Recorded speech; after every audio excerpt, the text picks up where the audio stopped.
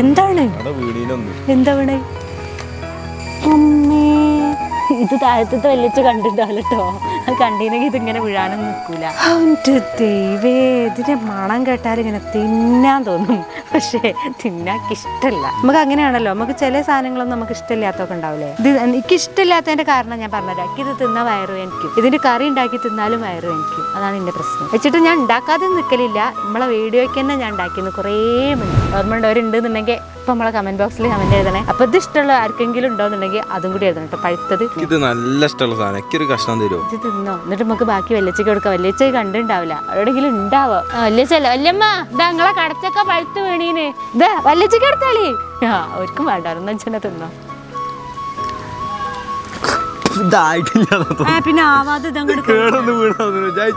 ഇതിങ്ങനെ ചെറിയൊരു മധുരൊക്കെ ഉണ്ടാവില്ലല്ലോ. ചെറിയ മധുരം ഉണ്ടല്ലോ. ഇല്ല, ഇത് വാടി വീണ പോലെ അല്ല, അത് പഴുത്ത് വീണാണ്. ഇതിന് മണം നോക്കിയാ മഴ പെയ്തിട്ടായിരിക്കും. വിചാരിച്ചത്ര രസമില്ല. ഞാൻ നാളെ ഇതേപോലെ ഒന്ന് വെച്ചു. നല്ല രസം, നല്ല മധുരമൊക്കെ ഉള്ള നല്ല സാധനം. ഞാൻ ഇതിന്റെ ഈ ഒരു ഭാഗത്തേക്ക് നോക്കിയപ്പോഴാണ് ഇവിടെ കേടാണ്. അതുകൊണ്ടാവും അത്ര രസമില്ല. അതായിരിക്കും ചിലപ്പോ. ഇനി ഇതാർക്കും വേണ്ട വരില്ലല്ലോ, നമുക്കത് വലിച്ചെറിയല്ലേ.